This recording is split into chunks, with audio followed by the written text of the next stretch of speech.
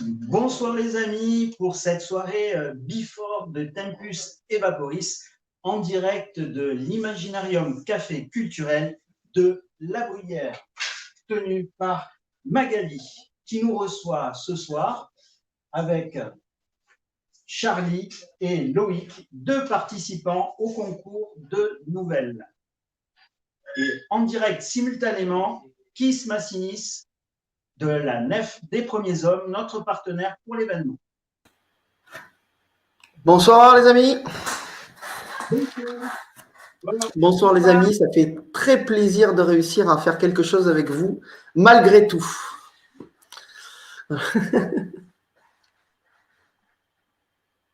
Donc, ce soir, nous nous retrouvons pour le concours de nouvelles Tempus Vaporis 4, dont le thème est les années 20, les années folles, Gatsby. Nous avons eu plusieurs participants, mais au vu, bien sûr, des problèmes sanitaires, nous avons près de nous ceux qui sont les plus proches, donc Charlie et Loïc, qui vont partager leurs sentiments par rapport au steampunk. Charlie, si tu veux commencer donc, ma définition du steampunk ou mon interprétation des années 20 et les deux. Pour moi, le steampunk, puisque c'est plein d'influences, essentiellement historiques, beaucoup, scientifiques, et beaucoup d'imaginaire. Là, c'est un mélange de plein de choses, d'engrenage. Bon, ça, c'est l'image qui est un peu l'image d'Épinal. Mais après, il y a plein d'autres choses qui rentrent en prise de compte, avec lesquelles on peut jouer. Je pense qu'il est très très large. Après, concernant le concours de nouvelles, les années 20, on tire, je pense, moi, ma propre définition sur vraiment la fin du steampunk. Parce qu'on arrive aux années diesel et tout ça. Donc, contrairement aux années folles, moi, sur ma nouvelle, j'ai essayé de prendre le contre-pied de un peu cette folie et j'ai surfé sur la Première Guerre mondiale avec tout ce que ça peut engendrer du chronique. Voilà. Loïc, maintenant, si tu veux bien, partager ta définition et Charlie, la définition, et ensuite par rapport au concours de nouvelles. Alors moi, ma découverte du steampunk est assez récente. Ça date de cet automne. Je me suis vraiment intéressé au steampunk. Jusque-là, le fait que c'était une uchronie me gênait un peu. Pour me pencher dans cet univers, je trouvais très esthétique. Et j'ai passé le pas, en fait, et voilà, je me suis découvert petit à petit à cet univers. Et j'aime vraiment l'esprit gentleman et l'esthétisme qu'on retrouve à travers toutes les influences, cet esthétisme commun. Et voilà, et pour en venir à la nouvelle, donc ça a été une belle occasion en fait, de tester l'écriture. Jamais écrit à proprement dit jusque-là. Je suis plutôt issu du milieu du jeu de rôle, j'écris des scénarios, mais jamais vraiment pour être lu. Donc ça a été l'occasion de tester ça. Et donc, le café culturel est ouvert et vous avez vu passer Mac parce qu'elle reçoit en direct, en même temps que nous parlons avec vous, des clients. Donc, complètement déconfiné, le café, vous êtes bienvenus, que ce soit pour découvrir de la littérature ou venir jouer, n'est-ce pas, Magali? Oui, enfin, les jeux, c'est le. Non, ils sont accessibles tout le temps, en fait. Mais pour jouer, c'est le vendredi et le samedi où il y a mon conjoint pour expliquer les règles. Ça, c'est plus ma branche à moi. Et donc, tu peux peut-être nous expliquer comment ça fonctionne? Ouais, je pourrais. Donc, le fonctionnement. Alors, pour les jeux de société, le principe, c'est on vient, on s'installe, on prend un verre et les jeux sont en accès libre. Et pour les livres, on vient, on regarde les livres. Avant, on pouvait feuilleter, maintenant, on évite. Et voilà, et c'est des livres d'occasion, entre 1,50 € et 5 € le livre. Voilà. Et on peut demander des renseignements de la financière. Autrement dit, on peut venir jouer, se désaltérer, profiter de la culture à prix modique. Moi, je vais passer vous voir, enfin, je sais pas quand, hein, mais je vais venir. Hein, je vais venir. Je vais venir. C'était bien prévu normalement ce week-end. Mais ce n'est que partie remise. On fera la même l'année prochaine, mais pour de vrai. Voilà. Hein, on se dit ça? Voilà. On se dit ça. Écoutez, nous, on s'est passablement régalé à lire vos productions, chers nouveaux amis. On n'était pas très nombreux à lire les productions proposées. On avait notre présidente d'association, Juliette, qui est aussi, donc, du coup, directrice de publication de notre gazette. Je vous en montre un exemplaire. C'est pas le dernier parce que le dernier, confinement oblige, on n'a pas pu en faire la reprographie. Donc, elle existe déjà en version numérique. Donc ça, c'est le dernier, le dernier numéro de l'année dernière. Donc, notre format est trimestriel. Nous écrivons généralement dans l'univers de l'association que l'on a titré Uchronoctis 1859, qui est un univers de jeux de rôle. Ça fera plaisir à au moins un participant, et qui a vocation en fait à devenir un prétexte à création d'écriture évidemment, de fabrication d'objets. J'ai derrière moi une console en cours de fabrication pour peupler notre dirigeable qui porte le même nom que l'association. Et donc, en fait, nous, l'écriture, on a tendance à considérer que le steampunk, c'est d'abord un genre littéraire. Alors après, on peut discuter un sous-genre. Bon. Quoi qu'il en soit, c'est l'Uchronie du 19e siècle. Voilà. Pour nous, le steampunk, c'est quelque chose qui est inventé littérairement et au 19e siècle. Alors après, ça a effectivement des thèmes récurrents. La machinerie, puisque c'est sur fond de révolution industrielle en général, et à la Jules Verne, le fantasme lié au progrès technique. Voilà, donc et avec toutes les questions que ça pose.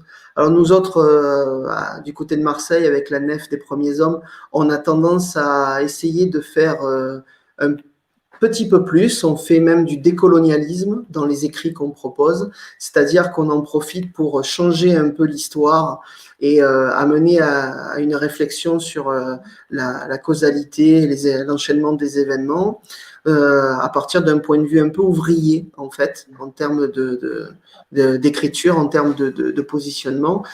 Et c'est quelque chose qui fonctionne assez bien puisqu'on a une douzaine de participants et participantes réguliers à la Gazette. Alors, il y a 2-3 irréductibles qui écrivent tout le temps dedans. Et puis, bon, il y a ceux qui, de temps en temps, ont réussi à pousser un texte et puis nous le proposent. Voilà. Et donc, si vous êtes avec nous, c'est que vos nouvelles nous ont plu et que donc on va vous le faire savoir en les publiant dans la Gazette. Donc, ça fait partie des prix pour les lauréats du concours.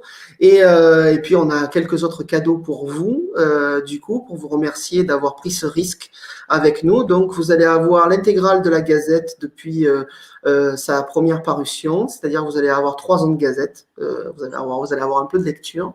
Vous allez avoir de la part de mon frère qui est assis à la même table que vous en ce moment et de moi-même, nous allons vous offrir notre roman graphique aussi, voilà, pour faire de bonnes mesures. J'ai songé, Stanou, que quand même, il fallait pas qu'on fasse les goujats et qu'il était absolument hors de question qu'on n'en offre pas aussi un exemplaire à Magali. Voilà, donc j'ai décidé. Voilà. Je te soumets cette idée. Je pense que, enfin bon, voilà, je pense qu'on va tomber d'accord là-dessus. Voilà, donc merci beaucoup.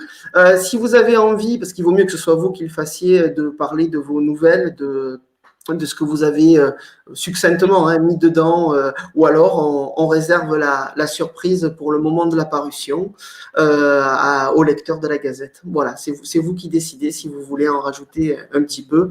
Bravo, merci beaucoup d'avoir participé et c'est un plaisir, voilà, pour nous. Merci. Allez, un petit aperçu qui donnera envie aux lecteurs de découvrir le livre. Juste un peu. Ouais, d'abord, merci à l'équipage de Chiffre et aux éditions La Nef des Premiers Hommes, parce que c'est un plaisir d'écrire et de partager ça avec des gens, un thème qui me tient à cœur et que j'aime beaucoup. Après, pour vous donner envie de la lire,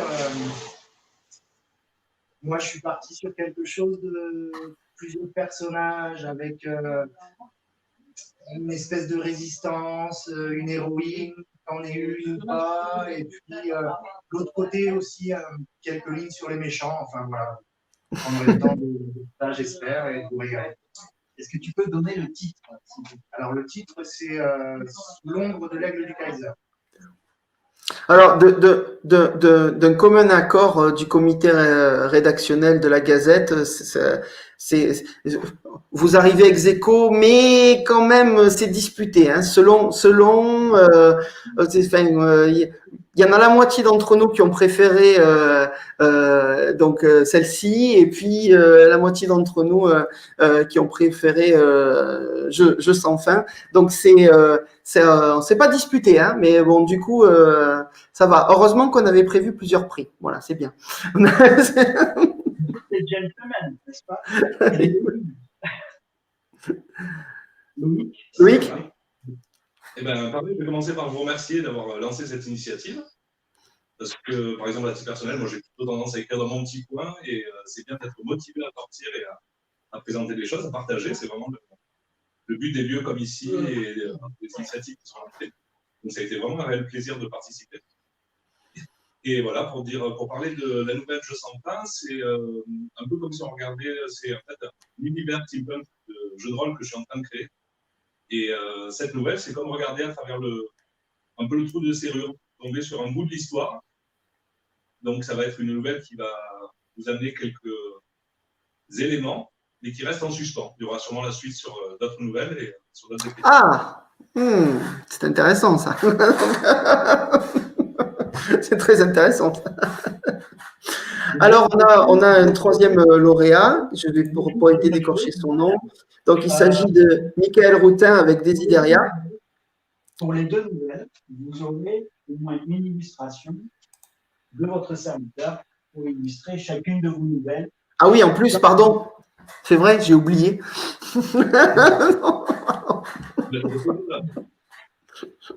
Bon, je te rends la parole là. Oui, donc effectivement, lors de la parution dans la Gazette, en fait, vos récits vont être illustrés par Stanou, et donc, vous aurez une œuvre conjointe avec vous, Blue Millennium, vous aussi.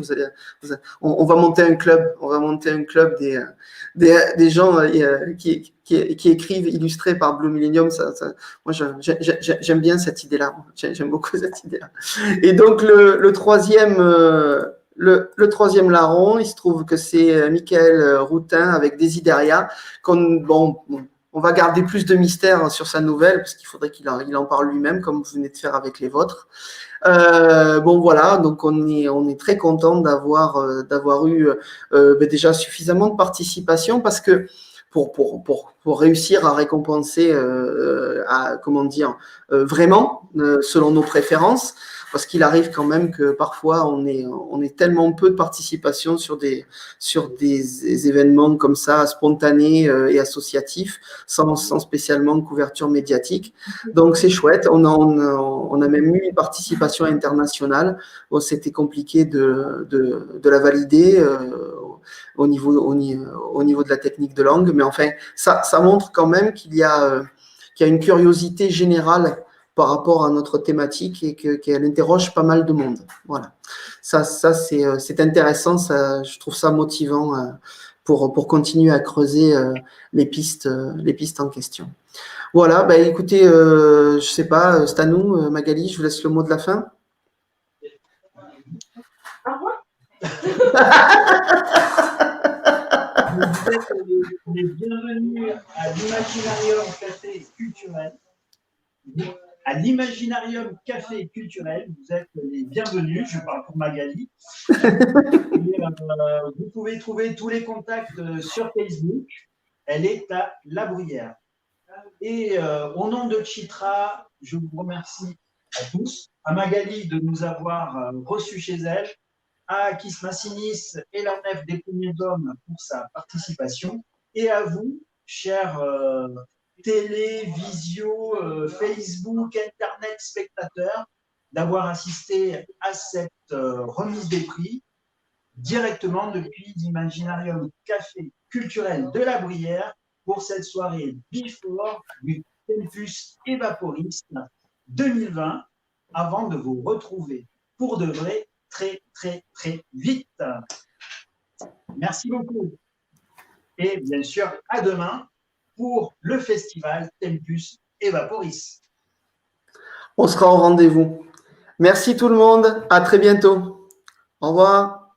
Au Au revoir les revoir. gens. Au revoir les stickers.